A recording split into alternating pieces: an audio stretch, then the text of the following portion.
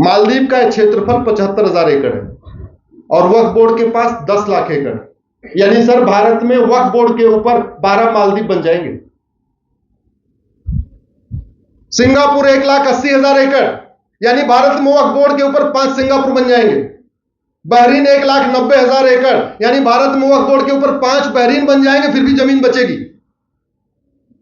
Hong Kong 2,75,000 एकड़, 3 Hong Kong बनेंगे, फिर भी 1.25 लाख एकड़ जमीन बचेगी।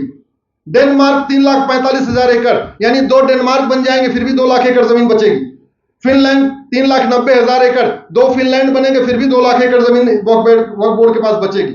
मॉरिशस 5 लाख एकड़, वक्फ बोर्ड के पास 10 लाख एकड़, 2 मॉरिशस बन जाएंगे भारत में वक्फ बोर्ड के ऊपर। लक्जमबर्ग 6 लाख एकड़, साइप्रस 8 लाख एकड़, जॉर्जिया 9 लाख एकड़। मैं कैलकुलेट कर रहा था, दुनिया के 50 देशों का क्षेत्रफल 10 लाख एकड़ से कम।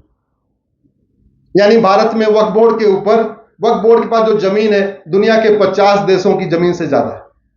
यह सिचुएशन है। और किसने कर दिया? कांग्रेस ने। और हम अभी किसको वोट दे रहे हैं? कांग्रेस। मैं सोचता हूं हिंदुओं का इतना बुरा हाल हो क्यों रहा? इसीलिए हो रहा। हमें समझ में नहीं आ रहा कि गले में हमारी फांसी कौन दे रहा है, और फिर भी हम उससे कह रहे हैं फांसी डालो, फांसी डालो, फांसी डालो। इतना बड़ा हमारे साथ धोखा हो गया, और फिर भी हम कह रहे हैं कि ठीक है, ठीक है, बड़ी बढ़िया है। मेरा ये मानना है 2 तरीका है। अगर वक्फ बोर्ड बने, जो लोग कह रहे हैं वक्फ बोर्ड चलना चाहिए, तो मैं भी कह रहा हूं चलना चाहिए। हमें इसी अधिकार वाला एक हिंदू बोर्ड और हिंदू ट्रिब्यूनल भी चाहिए।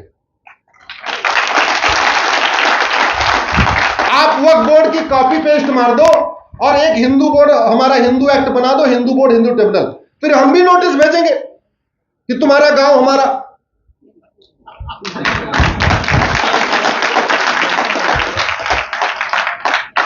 उतने पावर चाहिए जितनी पावर इसमें है।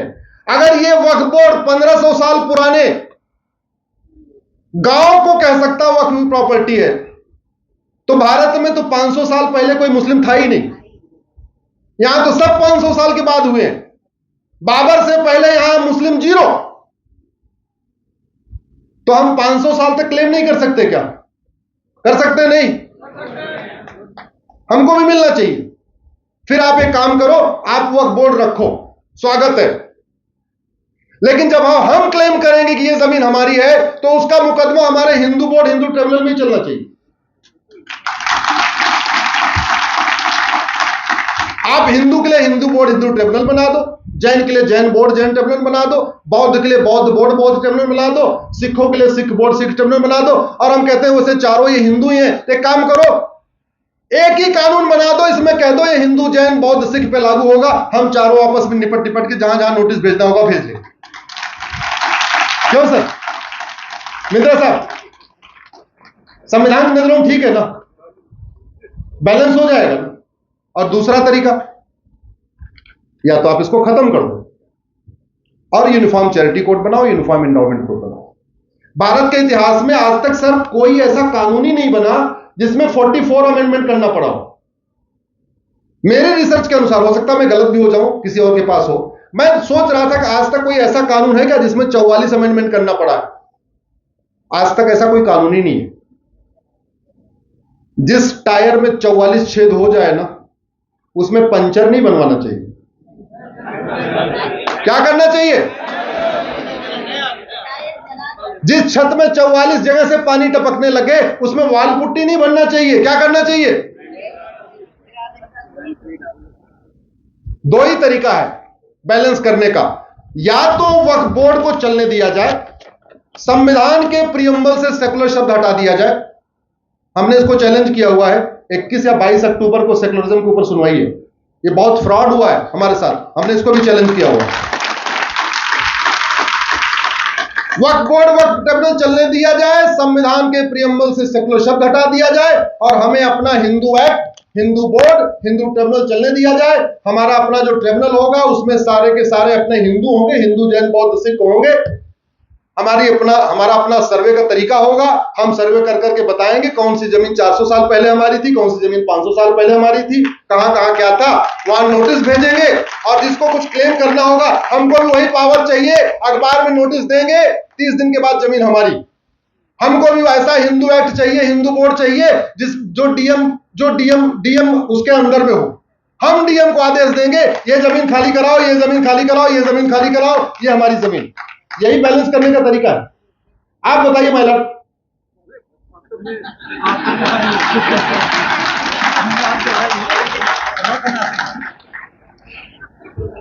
मैंने इसलिए कहा कि भाई मैं बहस कर रहा हूं, जज साहब बैठे हैं, अगर कुछ मैं गलत कह रहा हूं तो आप करेक्ट कर दीजिए। हम तो इक्वलिटी की बात कर रहे हैं। अच्छा सुनिए, ताज्जुब की बात, पाकिस्तान में जो माइनॉरिटी है वो इक्वलिटी के लिए लड़ रही है कि हमको वो अधिकार दे दो जो यहां के मुस्लिम के पास है। बांग्लादेश की माइनॉरिटी हिंदू लड़ रही है, हमको वो अधिकार दे दो जो यहां पे मेजॉरिटी के पास। हमारा जरा देखिए, हम मेजॉरिटी होके कह रहे हैं हमको वो कानून दे दो जो माइनॉरिटी के पास। हम उल्टा कर रहे हैं और फिर भी नहीं मिल रहा। क्यों? क्योंकि आप बटे हुए हो। कोई ब्राह्मण बन के बैठा हुआ है, कोई क्षत्रिय बन के बैठा हुआ है, कोई वैश्य बन के बैठा हुआ है, कोई दलित बन के बैठा हुआ है, कोई हिंदू बन के बैठा हुआ है, कोई क्षत्रिय जैन बन के बैठा हुआ है, कोई बौद्ध बन के बैठा हुआ है, कोई सिख बन के बैठा हुआ।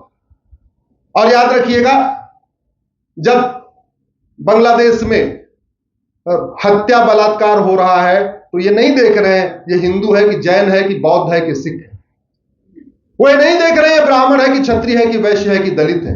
और वक्फ बोर्ड ने जमीनों पे कब्जा करते समय भी नहीं देखा ये जमीन किसकी है, बस नोटिस करती गई करती गई करती गई।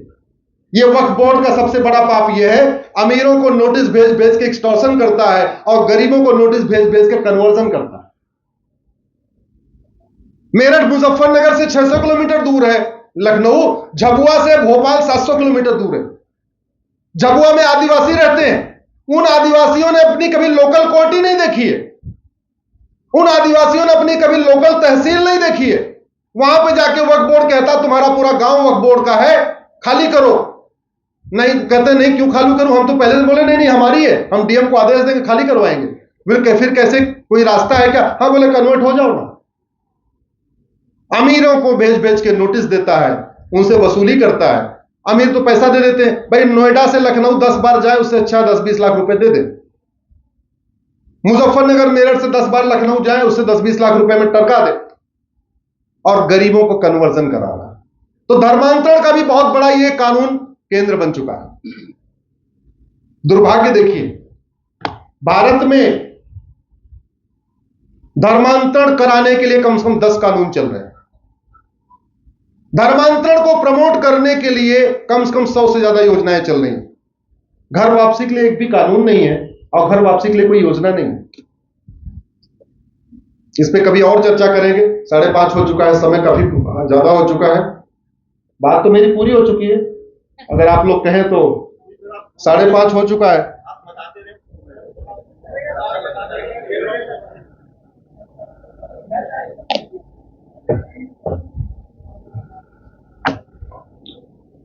उत्तराखंड की डेमोग्राफी बहुत तेजी के साथ बदल रही है, और इस डेमोग्राफी में बदलने का जो सबसे बड़ा कारण है वो घुसपैठ, दूसरा कारण है धर्मांतरण, तीसरा कारण है पलायन, पहाड़ों से लोग पलायन करके नीचे आ रहे, चौथा सबसे बड़ा कारण है जनसंख्या विस्फोट। आप में से कोई 10 से ज्यादा बच्चे वाला है क्या? हाथ उठाइए। 10 से ज्यादा कोई वाला है क्या? नहीं। अच्छा, 5 से ज्यादा वाला कोई है क्या? 5 से ज्यादा वाला भी। आपके उत्तराखंड में 15 से 20 बच्चे वाले एक नहीं हजारों परिवार रह रहे हैं, आपको पता ही नहीं। एक दो नहीं, हजारों।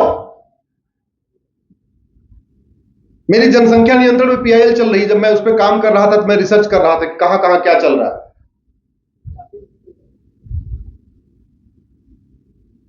अगर ये हालत रही 10 साल और लगेगा। क्यों सर? कितना? आपने जो कल्पना नहीं किया है ना, वैसा उत्तराखंड बन जाएगा। आपने सोचा ही नहीं। बांग्लादेश में जुलाई में वहां के हिंदू जैन बौद्ध ने सिख ने सोचा था क्या अगस्त में क्या होने वाला है? नहीं सोचा था ना। हुआ कि नहीं हुआ। मैंने जब इंजीनियरिंग छोड़ी तो मुझे लकली राम जेठमलानी जी गुरु के रूप में मिल गए। मैंने जो ककहरा सीखा ला का कानून का, वो जेठमलानी जी से सीखा। वो क्रिमिनल लॉयर थे, लेकिन मुझे कॉन्स्टिट्यूशन का इंटरेस्ट था। उनके सबसे अच्छी बात यह थी कि वो डैश कामा फुल स्टॉप पे भी 5 घंटे बहस कर सकते थे। सेंटेंस में पैरा चेंज होने पे भी 5 घंटे बहस कर सकते थे। उनकी एक्सपर्टीज यह थी, किसी मर्डरर की बहस करते थे तो ऐसे लगता था ये एकदम बिल्कुल निर्दोष है, और वही उसके उल्टा बहस करते थे तो पक्का लगता था ये इसने पक्का मर्डर किया। कोर्ट में बड़ा मजा आता था उनकी बहस सुन के। संविधान का इंटरप्रिटेशन मैंने उन्हीं से सीखा। हमारे साथ दिक्कत ये हो गई, हमने संविधान का इंटरप्रिटेशन भी अपने तरीके से किया ही नहीं। न करने का कारण यह था, बहुत सारे माननीय जज कॉन्वेंट स्कूल में पढ़े, बचपन से मजहब नहीं सिखाता, आपस में धैर्य बैर रखना उनको उन्होंने पढ़ा। बहुत सारे माननीय जजों को धर्म और रिलीजन में अंतर ही नहीं पता कि धर्म क्या है, रिलीजन क्या है। एक मेरी सर पीआईएल चल रही है धर्म और रिलीजन के ऊपर। धर्म और रिलीजन में 20 अंतर होता है। एक सबसे बड़ा अंतर बता दूं, धर्म जोड़ता है, रिलीजन तोड़ता है। ये सबसे बड़ा अंतर है। धर्म equality, justice, liberty, fraternity, unity, national integration सिखाता है, जो कॉन्स्टिट्यूशन में लिखा हुआ है। रिलीजन ठीक इसके उल्टा सिखाता है। रिलीजन इक्वलिटी सिखाता है, equality among religion, universal equality नहीं सिखाता। Justice among religion, universal justice नहीं। Liberty among religion, universal liberty नहीं। Fraternity among religion, universal fraternity नहीं। और नेशनल इंटीग्रेशन का तो कॉन्सेप्ट ही नहीं है। वो कॉन्सेप्ट ही नहीं है रिलीजन में, नेशनल इंटीग्रेशन का। अगर हम उत्तराखंड को बचाना चाहते हैं तो सबसे पहले हमें संविधान के आर्टिकल 21A का ठीक से इंटरप्रिटेशन करना चाहिए, और उत्तराखंड में सबसे पहले यूनिफॉर्म एजुकेशन सिस्टम लागू कर देना चाहिए। न मदरसा, न मिशनरी स्कूल,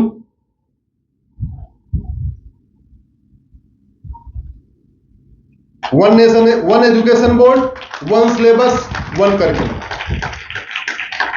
और इसमें सुप्रीम कोर्ट का जजमेंट भी है। 2011 में एक केस है, श्याम सुंदर वर्सेस स्टेट ऑफ तमिलनाडु, जिसमें 3 जजों की बेंच ने बोला हुआ है कि देश की एकता अखंडता के लिए जरूरी है कि कम से कम 8वीं तक यूनिफॉर्म एजुकेशन सिस्टम लागू किया जाए।